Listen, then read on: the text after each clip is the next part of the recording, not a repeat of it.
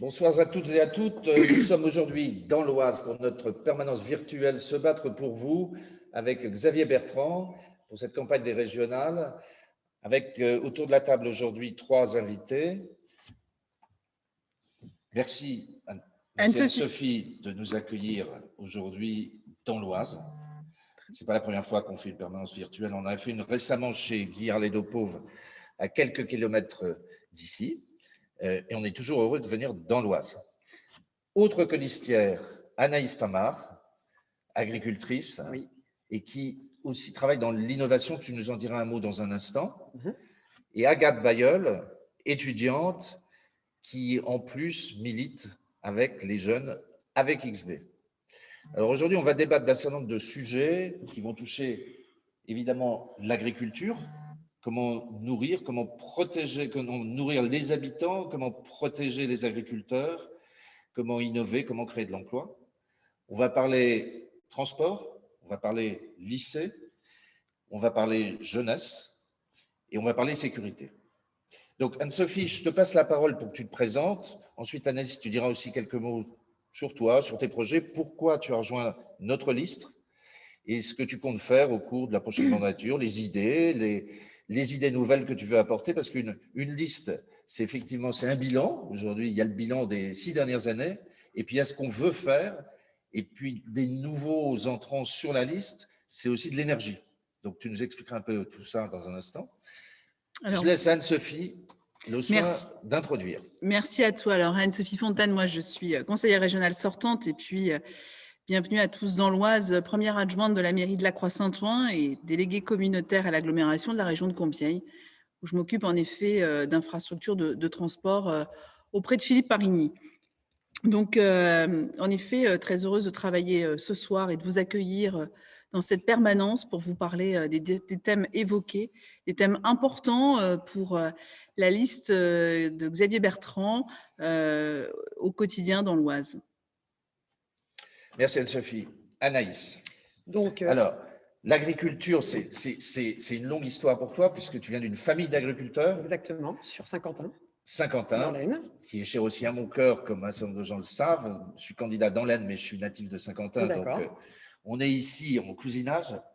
Et l'agriculture, c'est un de nos combats. C'est vrai que les agriculteurs ont beaucoup de difficultés, il y a des complexités.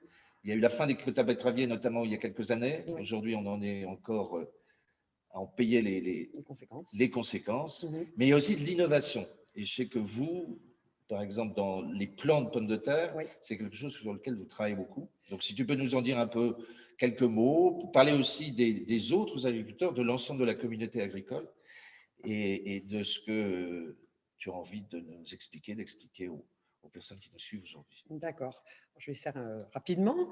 Donc, Anaïs Pamard, je suis première adjointe de ma commune à Walperen dans l'Oise. Je suis également donc agricultrice, une partie sur Walperen et sur Saint-Quentin dans l'Aisne. J'ai repris l'exploitation familiale de mes parents il y a 3 ans et je me suis installée dans le secteur de Walperen il y a une douzaine d'années à peu près. J'ai toujours aimé ce métier car il m'a convaincue par le fait d'être toujours dehors, toujours en compagnie des animaux, de la nature. Enfin, ça a toujours été une passion que mes parents m'ont donnée, que mes grands-parents m'ont donnée également. Aujourd'hui, nous, on fait essentiellement du plant de pommes de terre. Donc, c'est une activité qui est très spécifique puisque nous sommes la base de la production des pommes de terre que vous retrouvez dans votre assiette au bout d'une dizaine d'années. Donc, nous sommes multiplicateurs de pommes de terre. C'est véritablement très spécifique. Il faudrait beaucoup de temps pour pouvoir en parler. Nous sommes très peu à faire ce métier de producteur de plants et nous produisons pour d'autres producteurs de plants. Beaucoup d'irrigation, pas toujours très bien vue, mais qui est pourtant nécessaire à notre agriculture pour pouvoir développer ces variétés au mieux. Ces nouvelles variétés au mieux et pour pouvoir produire au mieux également, puisque l'eau est quand même parfois une ressource difficile à trouver dans le ciel. Et donc, nous n'avons pas d'autre choix que d'employer cette méthode.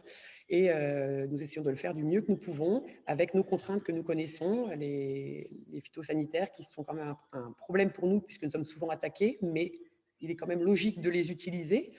Et nous essayons de les utiliser au mieux pour produire au mieux. Et je pense qu'aujourd'hui, nous pouvons être fiers de notre agriculture, qui est une agriculture qui est, je pense, une des plus belles au monde, et une agriculture qui devient de plus en plus propre et saine.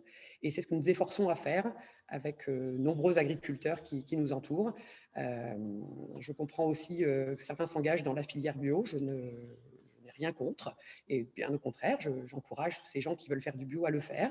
Je suis dans une autre production, et voilà, il y a beaucoup d'autres productions autour de nous, d'autres façons culturales, et voilà, chacun ses méthodes, et nous défendons chacun nos méthodes. Les deux choses peuvent cohabiter. Pour une fois, je serais d'accord avec Emmanuel Macron pour le en même temps. On peut être en même temps favorable à l'agriculture biologique et aux grandes cultures, parce que pour nourrir la France, les Françaises et les Français, et la planète, et de la pomme de terre, et Dieu sait si c'est important dans l'assiette des Français, on a besoin d'agriculture et on a besoin d'agriculteurs, on a besoin aussi de producteurs et de volume. Donc, les deux ne sont pas incompatibles. On n'est pas du tout dans une logique d'écologie punitive. Nous, on croit dans l'écologie positive avec les agriculteurs. Et ça, c'est un de nos combats. Ça a toujours été un des combats de Xavier Bertrand. Et on reste ferme sur cette ligne et on ne changera pas. La ruralité, ce sont des agriculteurs et ce sont des bourgs et des villages. Il y a une action qui a été menée au cours des dernières années par le Conseil régional et qui va se poursuivre. Anne-Sophie, tu as beaucoup travaillé sur ces questions. Toi, tu es première adjointe dans une commune de taille moyenne. Combien d'habitants? Alors ici, à la Croix-Saint-Ouen, on a 5000 habitants. Alors en effet, sous l'impulsion de Xavier Bertrand, on a souhaité, lors de ce mandat, dynamiser les centres-bourgs. C'est-à-dire qu'il y a en effet une action de l'État qui était plutôt sur les actions cœur de ville, donc des villes qui sont plutôt à plus de 20 000 habitants. Cependant, Xavier Bertrand a souhaité s'investir aussi sur les centres-bourgs, qui sont un petit peu les anciens chefs-lieux de canton, on pourrait dire, qui avaient besoin de dynamisation, parce que beaucoup de commerces parfois disparaissaient. C'est la raison pour laquelle, il y a déjà 3 ans, à mi-mandat, nous avons lancé un dispositif de dynamisation des centres-bourgs. Et je suis très fière que la commune de la Croix-Saint-Ouen ait répondu à cet appel à projet, ce qui nous permet aujourd'hui de faire revivre des commerces qui disparaissaient, de retrouver des métiers de bouche. Et puis, vous le savez tous, avec cette crise sanitaire, bon nombre aujourd'hui d'habitants retrouvent cet achat local, cet achat de proximité.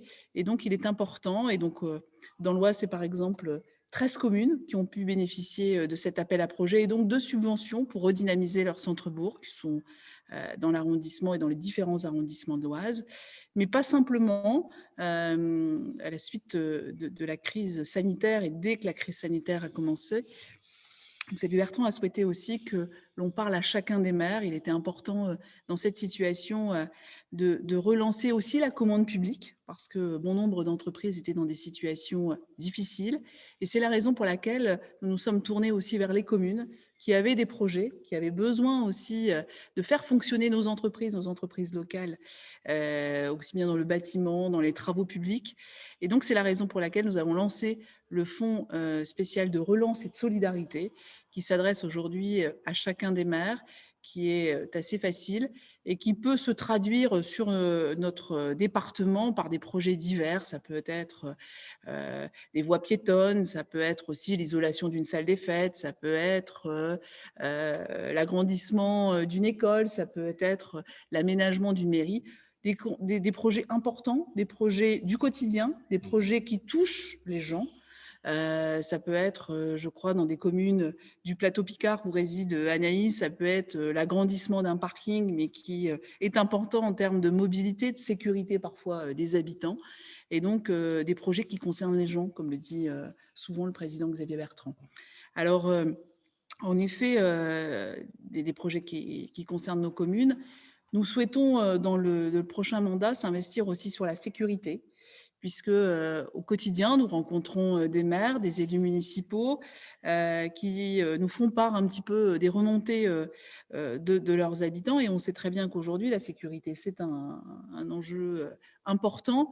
Et c'est la raison pour laquelle, sur le mandat, nous souhaitons nous investir sur le financement des polices municipales, mais aussi des équipements de vidéoprotection que les communes recherchent. Et aujourd'hui, bon nombre de communes, même des communes de 300 habitants, en arrivent à en effet installer des caméras pour mieux protéger leurs habitants au quotidien. Alors, je prends une question de quelqu'un qui nous suit et qui évoque le fait divers de Creil et ces 2 policiers municipaux qui ont été agressés. Mhm. Est-ce que la vidéoprotection est la meilleure réponse? Est-ce qu'il faut élargir l'action publique, en tout cas celle qui peut entrer dans la zone de compétence de la région, puisque je rappelle que la sécurité, effectivement, n'est pas une compétence régionale et que c'est au travers d'investissements qu'on peut avoir une action sur cette question. Qu'est-ce que, voilà, ce fait divers, qu'est-ce qu'il t'inspire? Ce n'est pas le premier, malheureusement, dans la région et sur l'ensemble des Hauts-de-France. On n'est pas en région parisienne, mais quand même, il y a une pression d'insécurité qui est très, très forte. Alors, merci à toi. En effet, je voudrais débuter cette permanence aussi virtuelle en exprimant aussi toute ma solidarité, ainsi que l'ensemble des colistiers, hein, envers les 2 policiers municipaux qui, ce matin, à Creil, ont été renversés délibérément par un automobiliste en fuite. Je leur souhaite bien sûr un prompt rétablissement.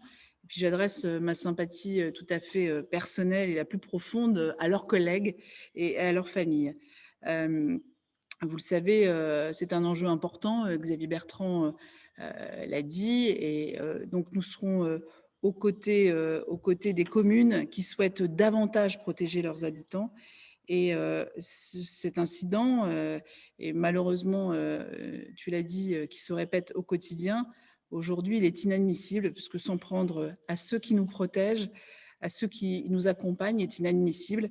Et c'est une nouvelle fois difficile aujourd'hui, on le voit, de porter l'uniforme. À Creil, ce sont des policiers. Il y a quelques mois, à Compiègne, ce sont des pompiers qui avaient été également attaqués.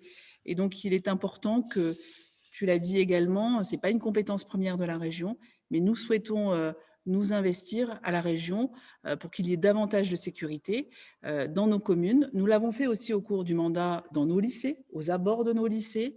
Nous l'avons fait aussi dans les trains, nous l'avons fait dans les gares. Il y a aujourd'hui plus de 90 gares qui ont été équipées de vidéoprotection. Et je voudrais rappeler notamment la première qui a été équipée dans l'Oise, c'est la gare de Crépy-en-Valois, que j'ai pu inaugurer il y a 3 ans. La vidéoprotection, aussi bien dans la gare que dans les abords de la gare, a permis de résoudre notamment un fait divers, une jeune femme qui avait été attaquée un jour férié sur le parking de la gare en pleine journée. Et la vidéoprotection aux abords de la gare, financée par la région Hauts-de-France et impulsée par Xavier Bertrand, a permis de résoudre la situation et de retrouver en effet le malfrat qui avait osé s'attaquer à cette jeune femme. Pardon. Agathe, justement, enfin, sur cette question de l'insécurité, on pense qu'il y a multiples formes, malheureusement, d'insécurité. Pour les jeunes qui utilisent les transports, c'est quoi, toi, ton ressenti? Qu'est-ce que tu penses qu'il faudrait faire? Est-ce que... Oui, alors justement, j'avais une question un peu plus spécifique là-dessus. Et premièrement, est-ce que déjà la vidéosurveillance va suffire de manière générale pour toutes ces questions-là et surtout les questions de harcèlement de rue? Donc on sait très bien que ça touche tout le monde évidemment, mais ça touche aussi beaucoup les plus jeunes et surtout les filles en particulier.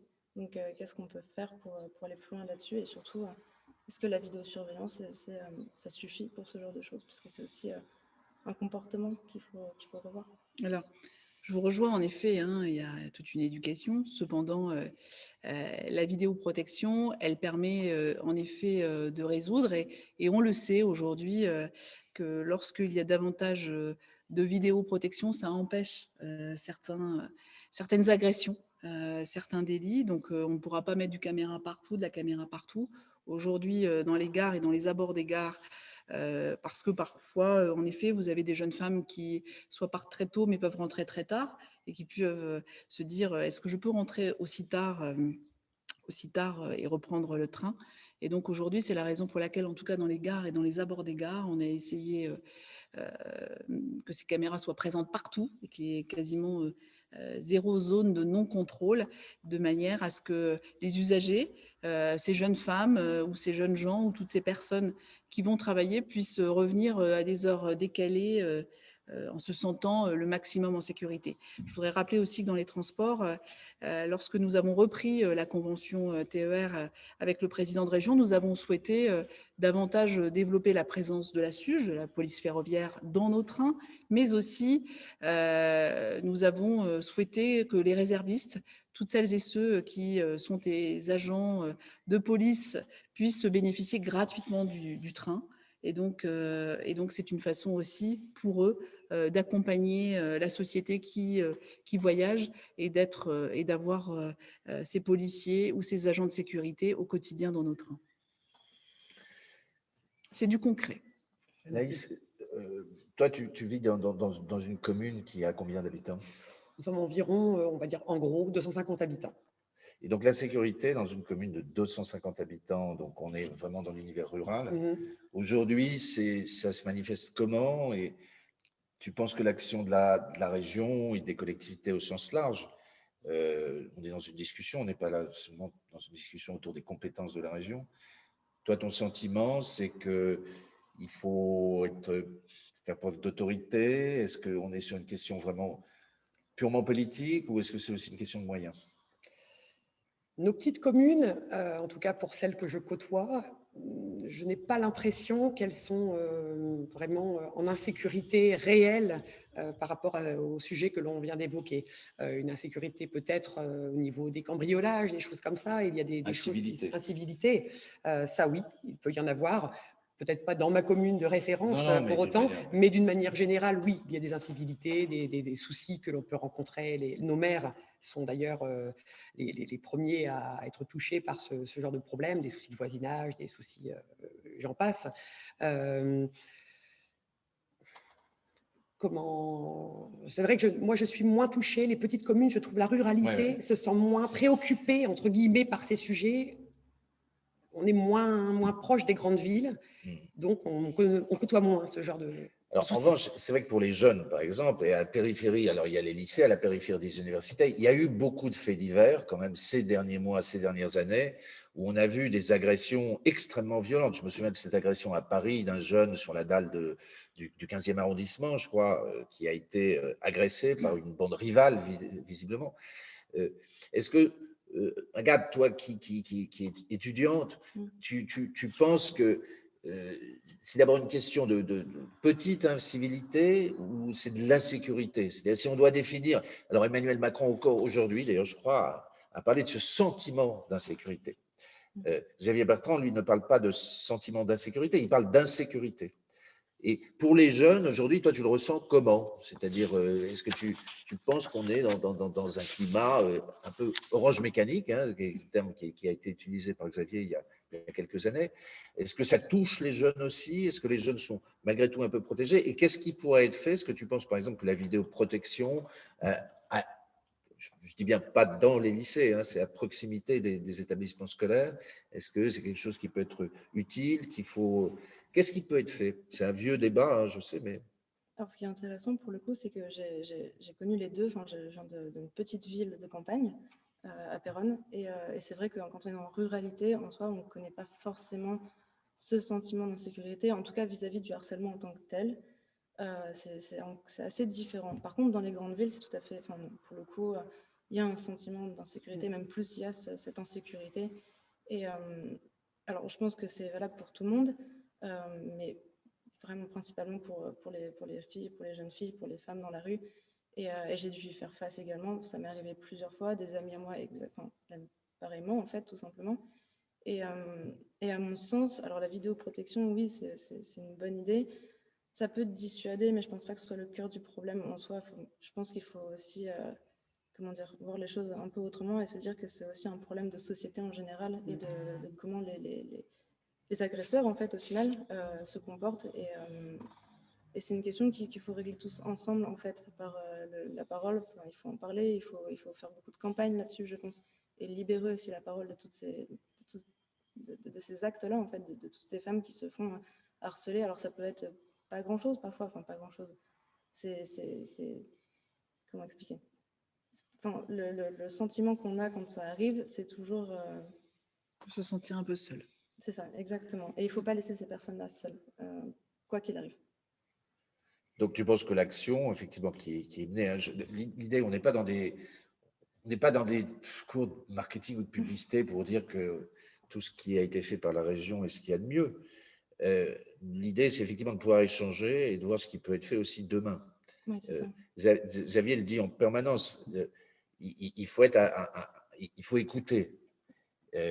Parce que pour changer les choses ensuite, c'est par l'échange, parce que c'est les témoignages, et c'est pas seulement d'avoir une idée. Non, très concrètement, la vidéosurveillance et le fait de mettre beaucoup plus de policiers dans les gares et aux alentours, c'est une très bonne idée, mais c'est très concret, c'est l'immédiat en fait. Il faut voir faut voir plus loin et surtout sur le futur, sur l'avenir, pour se dire au bout d'un moment, il faut que ça cesse, mais intrinsèquement en fait. Et c'est là où c'est plus compliqué, je pense. Les écoles, ils travaillent parfois aussi. Les écoles de la maternelle, de la maternelle, du primaire, jusque dans le secondaire. C'est vrai que pour avoir des enfants dans ces écoles-là, aussi bien privées que publiques, il y a beaucoup de développement de sujets sur le harcèlement, des exposés faits par les enfants pour en parler. Et c'est vrai que ça se fait dès le plus jeune âge, mais peut-être appuyer encore plus, peut-être plus souvent. Dès le plus jeune âge, c'est primordial, je pense, parce qu'au contraire, il faut aller directement là, mais aussi dans les lycées et aussi dans les universités. Parce que même si parfois on oublie, on pense qu'on est des jeunes adultes et qu'on commence un peu à rentrer dans cette vie-là, mais non, dans les universités surtout, parce que c'est parfois là aussi où il y a les plus gros problèmes quelque part. Donc, on a fait un peu le tour autour de ces questions de sécurité, d'incivilité, de manière effectivement de protéger la population. Après, il y a aussi les grands projets. Et il y a le transport notamment. Alors, tu as travaillé aussi sur ces dossiers. Qu'est-ce que tu peux en dire? À la fois, il faut rappeler aux gens un peu ce qui a été fait, et puis de ce qu'on va faire aussi expliquer un petit peu la prochaine mandature. Voilà, en termes de transport, expliquer en effet, moi depuis 3 ans, je travaille principalement aussi sur les gares et les pôles d'échange à l'échelle de toute la région, en lien bien sûr avec le président Xavier Bertrand et Franck Dersin, vice-président au transport. Donc bien sûr, on vient de l'évoquer, on a souhaité des gares toujours plus accessibles, plus sûres. Et donc, notamment en Picardie, il y avait un léger retard de ces gares et du niveau. Alors, pour rappeler, parce que Franck, avec lequel on a fait une permanence virtuelle récemment, rappeler qu'effectivement, les gares, pour que effectivement, les personnes qui nous suivent aujourd'hui, les gares ne sont pas la propriété de la région. Tout à fait. Aujourd'hui, elles appartiennent à la SNCF lorsque les travaux. Cependant, lorsque nous rénovons une gare, et on en rénove énormément, en tout cas, aujourd'hui, dire aussi qu'en région Hauts-de-France, on a un fort maillage puisqu'on a 360 gares et haltes présentes, avec bien sûr des gares de différents niveaux. Par exemple, ici, on a la gare de Compiègne, qui est une gare importante, qui est une gare qui rejoint Paris et de l'autre côté Saint-Quentin, mais aussi Amiens, l'ancienne capitale régionale, et qui est importante aussi pour nos étudiants, nos scolaires. C'est une gare aujourd'hui qui a des fondations qui ne sont plus sûres, et donc c'est une gare qui connaîtra dans les prochaines années et d'ici 4 ou 5 ans une démolition et une reconstruction. En effet, comme tu l'as dit, elles appartiennent à la SNCF. Cependant, la région est un gros cofinanceur puisqu'il intervient selon le type de gare entre 50 et 70%. C'est la raison pour laquelle le président Xavier Bertrand m'avait demandé de travailler sur ces gares, puisqu'à chaque fois qu'on rénove, qu'on fait des travaux, on travaille aussi avec les élus locaux. C'est ça aussi le travail de la région, c'est d'écouter, comme tu le disais, c'est d'écouter aussi lorsqu'on retravaille sur une gare, de ne pas simplement écouter la SNCF qui a un petit peu parfois des formats un peu classiques de gares. Il y a eu les gares des années 70, des années 80. Non, ce qu'on souhaite avec Xavier Bertrand, c'est écouter aussi les élus locaux, les usagers, pour dire comment ils vivent cette gare qui est parfois un lieu de vie au milieu d'une agglomération ou d'une plus petite commune, et de retravailler cette accessibilité parce que c'est un lieu de flux, un lieu de vie. Dans certaines gares, comme à Chantilly, on a souhaité, dans des bâtiments qui n'étaient plus utilisés depuis 30 ans, que la SNCF n'utilisait plus du tout, de faire des espaces de coworking, parce que malheureusement, parfois, on a des problèmes de retard. C'est très agréable, et c'était une volonté aussi des élus locaux, en lien avec l'intercommunalité, mais aussi la mairie de Chantilly, et de mettre des espaces de coworking. Votre train a une demi-heure de retard, c'est sympathique de prendre la tablette, l'ordinateur, de finir la note, d'envoyer la note avant d'arriver au boulot. Donc la région, elle est auprès aussi, à l'écoute de chaque intercommunalité ou ville qui souhaite rénover sa gare, modifier sa gare, la rendre plus attrayante. Et donc, la région, en effet, elle finance auprès de la SNCF, mais elle exige un petit peu une gare telle que les usagers, les gens du quotidien la souhaitent. Voilà, C'est aussi ça, le travail à la région. Alors, la gare de Compiègne, mais pas simplement, hein, j'ai parlé de celle de Chantilly. C'est un budget de quel ordre, la gare de Compiègne? La gare de Compiègne, la reconstruction, c'est 15 millions d'euros, voilà, qui sera financée à plus de 50% par la région. Alors, comme c'est une gare de ce qu'on appelle de type segment A, bien sûr, l'État participera également, enfin, sera invité autour de table, en tout cas.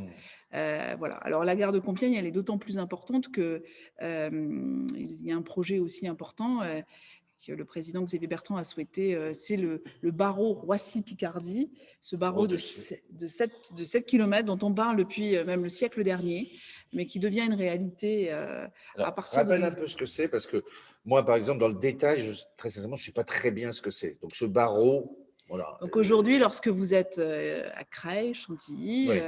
pour rejoindre Roissy, en fin de compte, on ne peut y aller qu'en voiture. Ou sinon, il faut aller à Paris-Nord et remonter en RER.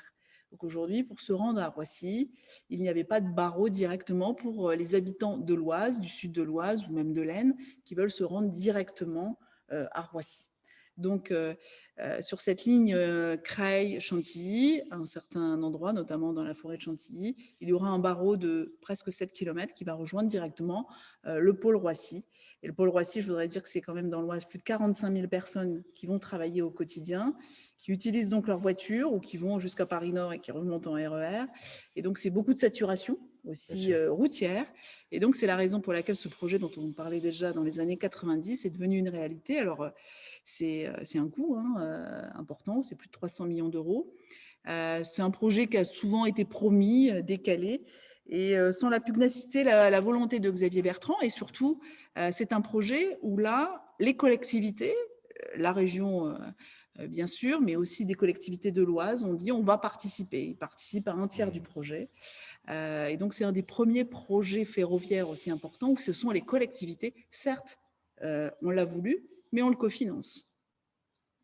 Et donc, c'est devenu une réalité. Donc, on l'espère pour 2025-2026. Et donc, avec une maîtrise d'ouvrage, bien sûr, SNCF. Mais ce qui permettra à bon nombre, alors ça permettra aussi à nos amis de la Somme et d'Amiens de rejoindre Amiens, Creil, Roissy en TGV et d'avoir les connexions vers Strasbourg et Marseille, ce qui est important. Pour la gare de Compiègne, c'est 17 allers-retours par jour, toutes les heures. Et donc en 45 minutes, voilà, c'est important, 45 minutes, vous pourrez rejoindre l'aérogare de Roissy. Alors pas simplement pour les touristes, mais je voudrais dire pour l'emploi. Je pense aussi notamment à nos voisins, que ce soit l'agglomération de Saint-Quentin, mais aussi Chauny, Noyon, dont on sait parfois que ce sont des bassins d'emploi qui connaissent un fort taux de chômage. En une heure, ils peuvent rejoindre ce pôle économique, ce poumon économique qui, on le sait bien, un jour, quand la crise sanitaire reviendra, les avions se remettront à voler. Et donc, c'est un pôle aujourd'hui hyper important. On l'espère. On n'est pas du tout sur la ligne de certains écologistes qui aujourd'hui estiment que le rêve de l'avion est quelque chose qui doit être interdit aux enfants.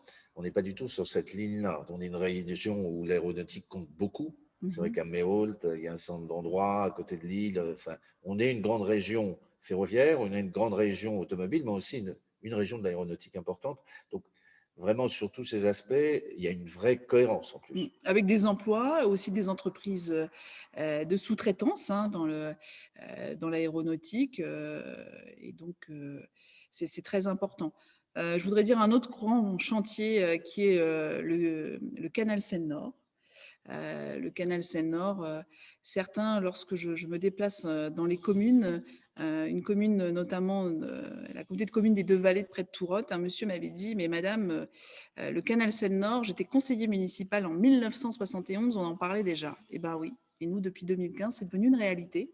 Aujourd'hui, le canal Seine-Nord se fait, les premières grues, les premiers… C'est à l'énergie que vous l'avez fait. Parce qu'aujourd'hui, tout le monde, il y a ceux qui… Voilà, n'en voulait pas. On voit bien les positions de Mme Dely sur la question. J'ai toujours pas très bien compris d'ailleurs si aujourd'hui elle était pour ou si elle était contre. Au sein de sa majorité aujourd'hui, il y en a qui sont pour et il y en a qui sont contre, donc c'est pas toujours très simple. Ça fait partie des incohérences de cette liste d'union. Donc c'est devenu une réalité. Mais dans la manière de faire de la politique, en tout cas pour toi et pour Xavier, voilà, c'est un truc, vous vous êtes battu. Il y a beaucoup de maires ici, parce que le canal Seine-Nord, ça vient jusqu'ici, à côté de À Compiègne, Compiègne, on est bien d'accord.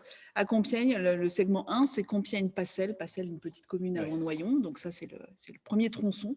Donc les premiers travaux commencent. Les expropriations ont commencé l'année dernière pour les agriculteurs du secteur. Et puis, en effet, alors avec le projet Magéo, c'est un projet qui va créer beaucoup d'emplois. Projet Magéo, parce que Alors c'est quoi Magéo, le projet c'est la Magéo? continuité entre la Seine et l'embranchement du canal Seine-Nord. D'accord, Voilà. Et puis ensuite, qui rejoint bien sûr nos amis du Nord jusqu'à Marquion. Voilà. parfait. Donc, ce qui permet vraiment de rejoindre, parce que le canal Seine-Nord toute seule, ça ne servait à rien. Il faut aussi ce circuit Magéo qui se rebranche sur la Seine. Donc, ce sont en lien avec les voies navigables de France. Donc, c'est un projet important qui va. C'est aussi, moi, j'ai envie de dire ici, c'est le projet du siècle.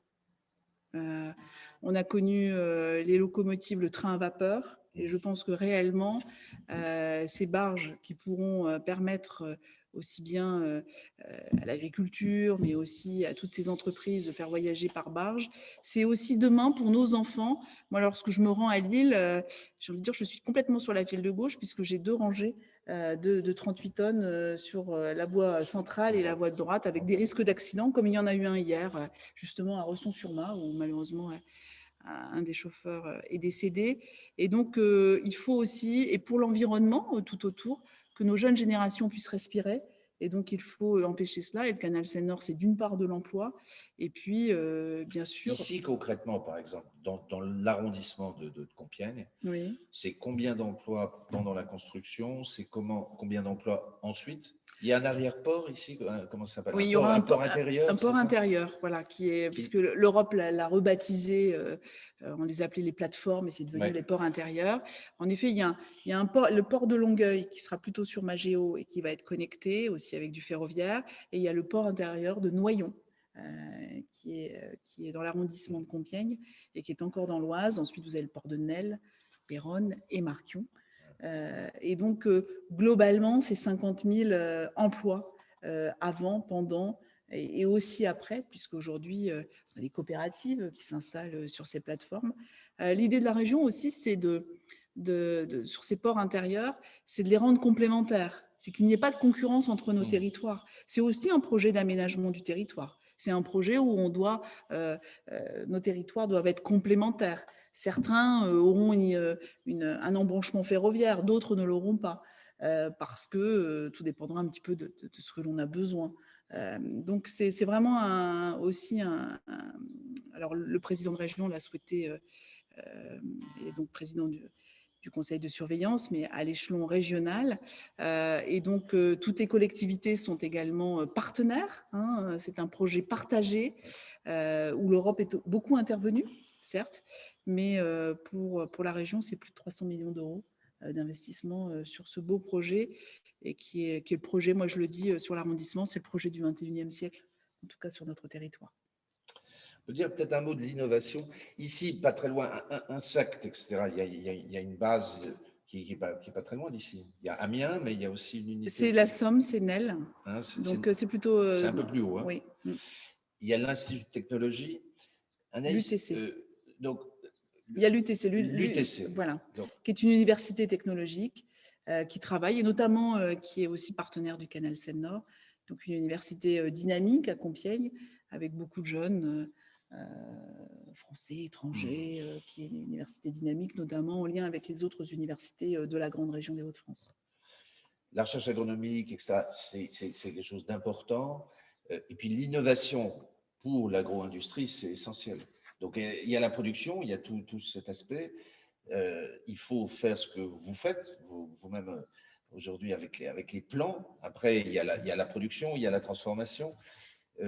Aujourd'hui, pour une région comme la nôtre, qui est quand même leader dans tout ce qui touche à l'agriculture au sens très large, y compris pour l'agroalimentaire, on a très très belles entreprises quand même, comme Bonduelle, par exemple, qui est quand même un fleuron, qui est basé dans la Somme et qui a un certain nombre d'unités. Il y a Tereos, avec les sucreries. Et puis, il y a l'innovation aussi, il y a Roquette, il y a un certain nombre d'entreprises qui sont un peu à la marge. aujourd'hui, qu'est-ce qu'on peut dire sur l'agro-industrie, sur l'agroalimentaire, sur la recherche, sur les problèmes qui se posent et comment les aborder? Afin d'être toujours de plus en plus performant, notre agriculture a besoin d'innover. Pour être performant auprès des pays étrangers, les pays européens, les pays qui nous entourent. On a besoin absolument d'innover parce que les matières actives que l'on met dans nos champs, elles se suppriment progressivement et il faut être de plus en plus performant dans les céréales que nous avons, dans la betterave. Et tout ça, c'est l'innovation en permanence. De belles entreprises qui innovent en permanence pour essayer de faire en sorte que nos cultures soient toujours de qualité et performantes. Et comment vous travaillez-vous, par exemple, sur les plans? Parce que moi, c'est un domaine que je ne connais pas. Donc, ça veut dire quoi? Parce que je pense que dans l'imaginaire des gens, les plans, bon, voilà, on plante des choses. Le plan, en fait, c'est vraiment, pour ce que je disais tout à l'heure, on est très peu nombreux à faire cette manipulation, entre guillemets, cette culture, cette façon de faire. C'est-à-dire que ce sont des petites boutures qui arrivent sous un certain numéro. Et puis, nous avons donc des serres où nous plantons à la main des petites boutures sous serre qui sont irriguées micro-gouttes et elles se développent pour donner à la fin une quantité que nous allons ressortir de ces serres, que nous allons mettre en frigo et que nous allons replanter les années suivantes pour multiplier de plus en plus. C'est pour cela que je vous disais qu'avant qu'arrive cette variété dans votre assiette, il lui aura fallu 10 ans de développement. Donc de la recherche en amont, avant nous, pour faire ces boutures, et ensuite de la multiplication à notre niveau. Donc ce qui signifie aussi du personnel, beaucoup d'embauches, à certaines périodes aussi de l'année. Voilà, c'est vraiment... Ce qui n'est pas toujours simple, j'imagine, en termes de recrutement. Non, ce n'est pas toujours simple parce que c'est fatigant. C'est très fatigant, c'est beaucoup... Dans le plan, on fait beaucoup de choses en marchant dans les champs. On vient épurer, c'est-à-dire enlever les pommes de terre qui pourraient être malades. Et tout ça ne peut se faire qu'avec un œil averti, un œil qui s'y connaît, qui reconnaît une malade, parce que ce n'est pas facile et c'est véritablement un travail compliqué. C'est quel type de formation? On peut se former sur le tas. Après, on dira peut-être un mot de l'apprentissage. Ça, c'est des dossiers sur lesquels la région est très, très engagée. Aujourd'hui, si je veux venir travailler chez vous, qu'est-ce que je dois faire? Est-ce que je peux venir comme ça si je suis quelqu'un, je n'ai pas fait énormément d'études? Est-ce que vous allez me former? On va vous former, puisque toute personne qui arrive ne connaît pas tout non plus. Même ayant fait les grandes études, on ne peut pas toujours connaître bien. Il faut avoir fait quoi? On fait un BTS ou Alors, on peut avoir fait un BTS. À partir du moment, dans l'agriculture, il faut être surtout courageux. Il faut être courageux, il faut avoir de l'envie, il faut avoir... faut pas être feignant, en fait. Voilà. C'est tout ce qu'on demande aux personnes qui veulent travailler, parce qu'il y a du travail en agriculture. Tous les ans, on recherche des personnes, c'est parfois compliqué, mais voilà, l'important, c'est d'avoir du courage, cette envie de bien faire. Et puis, on trouve du travail, qu'on ait un petit niveau de qualification ou un grand niveau. Il y a du travail en agriculture et il y en aura très certainement de plus en plus.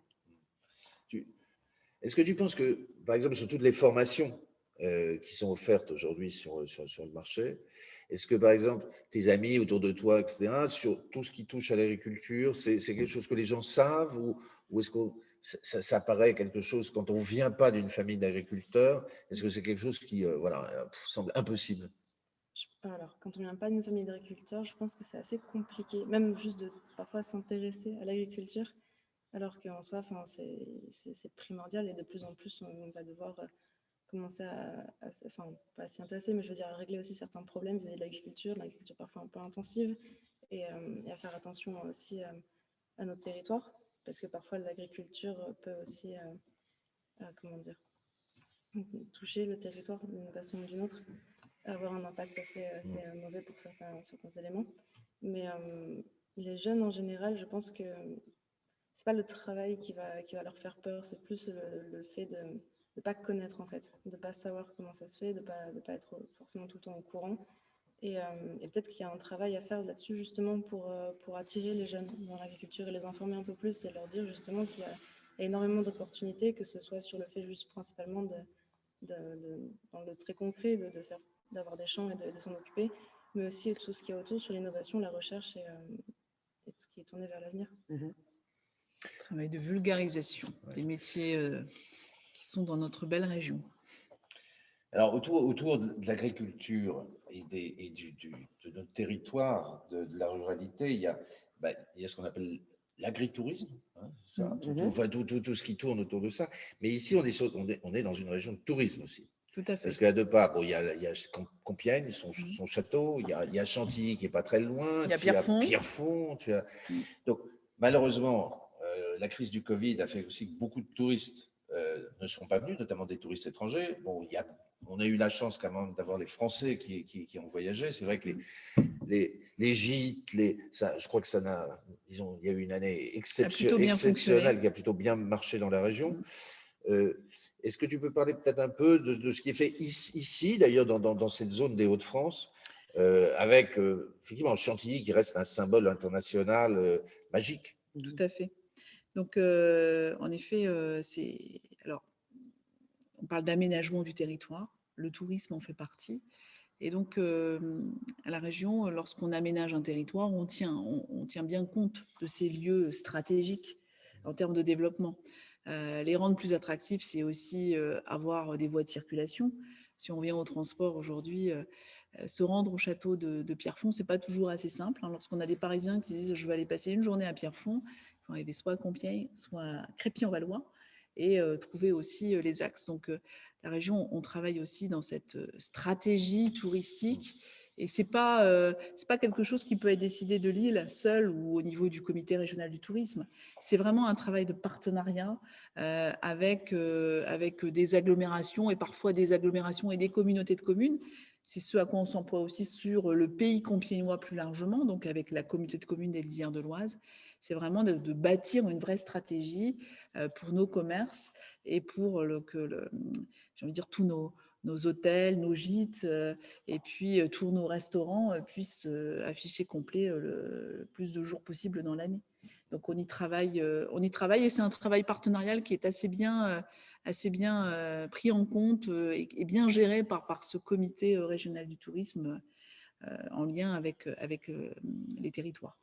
Il y a un très, très bon étoilé là, à Saint-Jean-en-Bois. J'en ai entendu parler. Qui vient de Marseille. On ne fait pas de publicité. Mais, mais c'est un jeune homme qui était originaire du sud de l'Oise, et vraiment du sud de l'Oise, puisque de la commune de Cois-la-Forêt. J'en profite pour faire un petit coucou à notre collègue colistier, maire de Cois-la-Forêt et président de l'Aire cantilienne. C'est un jeune qui est revenu après avoir travaillé dans un beau restaurant sur la côte et plus précisément à Marseille, qui a travaillé donc sur l'Iode, revient dans un beau restaurant en pleine forêt, Sébastien Tanto, et qui va travailler du coup sur toutes ces matières qu'il trouve dans la forêt. Et donc, je l'ai rencontré à 2 reprises parce qu'il a un beau projet justement pour faire découvrir la forêt de Compiègne et des alentours. Et vraiment, en fin de compte, il n'arrive pas étoilé comme ça pour coller un produit, il s'inspire réellement de son environnement, du contexte. Et donc, on lui souhaite, malheureusement, il a repris le restaurant juste au moment de la crise du Covid, mais on lui souhaite un vif succès. Il a travaillé énormément, et donc j'en profite pour saluer Sébastien Tanto, et on est très content d'accueillir nos jeunes de la région qui reviennent aux sources, et donc du coup il est arrivé, il a embauché 30 personnes. Voilà. Et donc, on peut dire 2 mots peut-être d'ailleurs de l'action de la région pendant la crise, du plan de relance qui a été mis en place et du nouveau plan de relance qui a été annoncé par Xavier Bertrand. C'est vrai que notamment la restauration, l'hôtellerie, évidemment, ont été plus frappées que les autres. Il y a aujourd'hui des problèmes d'embauche. D'ailleurs, c'est vrai qu'un certain nombre de restaurateurs ont rouvert, mais ils ont des difficultés. Il y avait beaucoup d'étudiants, et là, je fais un peu le pont avec Agathe, énormément d'étudiants dans cette région comme dans d'autres, pour financer leurs études, travailler dans la restauration, dans les cafés. Ça s'est arrêté, là, ça redémarre. Il y a un certain nombre d'étudiants qui ne pouvaient pas rester, effectivement, là où ils étudiaient, parce que malheureusement, ils ne pouvaient plus financer leur logement. Est-ce que toi, il y a beaucoup tu connais beaucoup de gens qui ont été affectés, qui ont des difficultés en la matière? Est-ce que tu penses qu'il y a une action qui devrait être menée par la région spécifiquement en direction des étudiants qui financent leurs études grâce aux travaux dans la restauration? Alors, pour ceux qui sont dans la restauration, qui avaient pris ça comme travail à côté pour financer leurs études, je pense que ce qui peut être fait tout simplement, c'est leur donner aussi un financement à côté. Parce que s'ils étaient dans la restauration et qu'ils travaillaient, qu'ils avaient ce genre de travail, c'était justement pour avoir de quoi les aider en fait au quotidien, voire parfois financer carrément leurs études. Et quand tout est fermé, que c'est absolument impossible d'y retourner, le plus logique serait de les aider à se financer directement derrière. Donc je pense que la région pourrait avoir un impact là-dessus. Et, sinon, après, ça dépend aussi des mesures et de la réouverture et comment ça va se passer. Mais la plupart, même au vu du contexte, vont peut-être pas forcément y retourner parce qu'on ne sait pas ce qui va se passer après, quoi. Tu évoquais en effet les métiers liés à la restauration, mais aussi tous les métiers liés à la culture. Des jeunes qui travaillaient le week-end dans nos musées, dans nos théâtres, et donc qui aujourd'hui, pour répondre à la crise sanitaire et sans être vraiment aussi sur les jeunes, la région a lancé plusieurs dispositifs, a aidé bon nombre de TPE, près de 4000 TPE ont été aidés par la région durant la crise et l'ont été, mais aussi donc en aidant ces TPE, c'est aussi aider les emplois et donc conserver des emplois durant la crise. Nous avons souhaité aussi, parce que certains restaurants ont parfois continué à travailler, mais ils n'avaient pas l'habitude de vendre d'une autre façon ou du prêt-à-emporter. Donc, la région a été très active aussi sur aider nos entreprises et nos restaurants, nos commerçants à la digitalisation et à une aide numérique. Et donc ça a été très, très, très bien perçu. Une autre aussi aide qui a été importante pendant la crise, c'est l'aide au loyer. Parce qu'on a bon nombre, on était avec Anaïs en début de semaine dans une commune sur le plateau Picard à Wavigny, où un commerçant, un cafetier était satisfait d'avoir pu obtenir le paiement du loyer. Et ça paraît pas grand-chose, mais c'est une aide qui leur a permis de survivre. Et puis, donc on a essayé de faire des mesures vraiment, des mesures en les écoutant aussi. C'est aussi ce que le président nous demande en qualité d'élu régional, je parle d'autant plus en qualité d'élu régional sortante, c'est d'être à l'écoute. Et les bons projets et la méthode de Xavier, c'est souvent d'être à l'écoute et de faire remonter, parce qu'il y a des choses parfois très simples qui existent, et ce sont les acteurs du terrain qui nous disent mais il suffirait de faire cela et les choses iraient beaucoup mieux. Alors en effet, pour ces jeunes, il faut y penser. Donc on a eu aussi des aides aussi à la restauration dans les universités, sur les repas. Et puis notre président Xavier Bertrand a souhaité aussi, parce qu'on le sait, qu'un stage. Alors lorsqu'on est dans certaines familles, c'est très facile parfois d'appeler le copain pour dire mon fils doit faire un stage, il peut venir chez toi. Mais donc nous avons souhaité d'une part ouvrir à la région la possibilité de venir se former pour celles et ceux, mais d'ouvrir aussi la possibilité d'avoir une plateforme qui puisse aider des jeunes qui n'ont pas de connaissances à se former et à poursuivre. Et j'ai envie de dire, moi j'ai des enfants qui viennent de faire leur stage au 3e.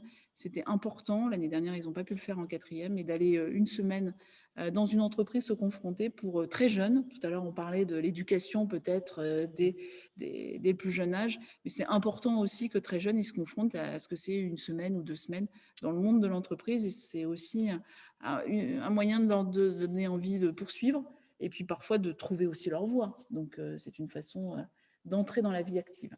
Et est-ce que cette plateforme aide aussi les jeunes qui ne sont pas que au collège, aussi en université Oui. Voilà, okay. On se veut une plateforme qui soit ouverte et qui permette aujourd'hui à des jeunes de trouver un stage. On sait qu'il y a aussi l'aide au permis de conduire, parce que tout à l'heure, Anaïs évoquait la ruralité, mais lorsqu'on est à Compiègne, c'est assez facile de prendre le train, d'aller à Paris ou d'aller à Amiens, parce que c'est simple. Mais on a nos jeunes des communes rurales, et donc c'est la raison pour laquelle, dans le futur mandat, nous souhaitons financer le permis de conduire à ces jeunes en ruralité, parce que c'est parfois pour des familles un petit peu lourd aujourd'hui de financer un permis de conduire.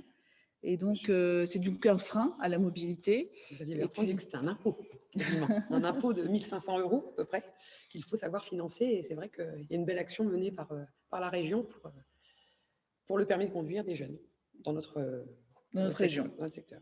C'est vraiment... Oui, puis pas de permis de conduire, pas de covoiturage. C'est-à-dire que très souvent, par exemple, l'écologie, vue par les écologistes, c'est de dire on est anti-voiture, on est contre la voiture.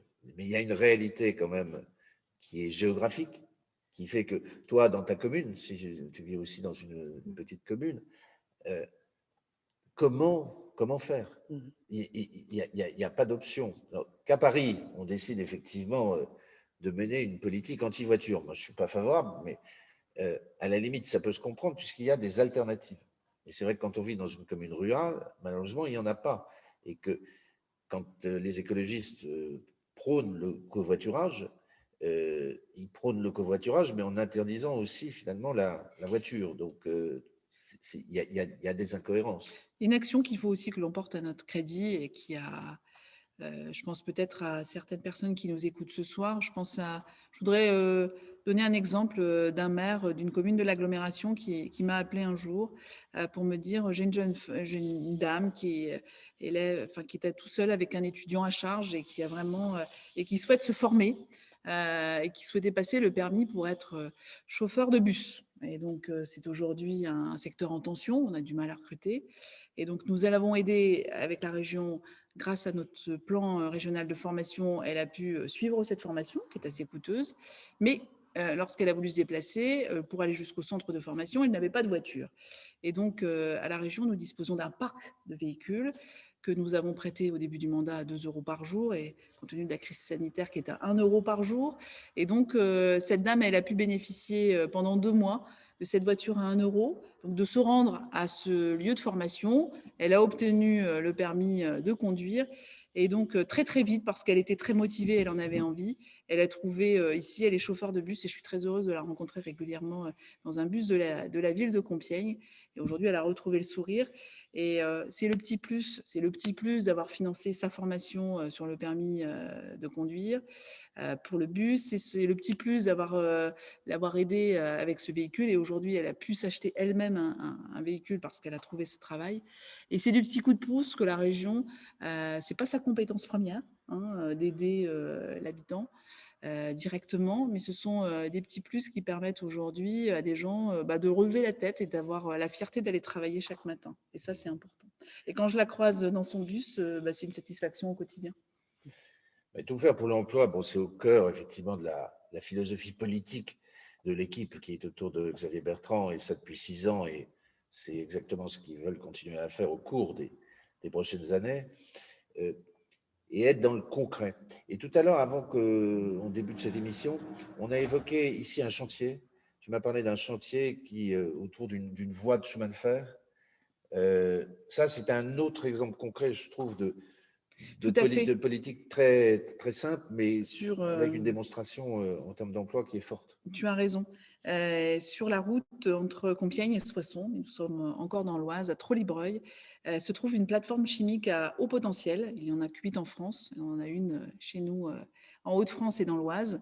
Et donc, ce sont plus de 600 personnes qui travaillent dans le domaine de la chimie, avec des matières premières qui ne peuvent arriver que par voie ferroviaire.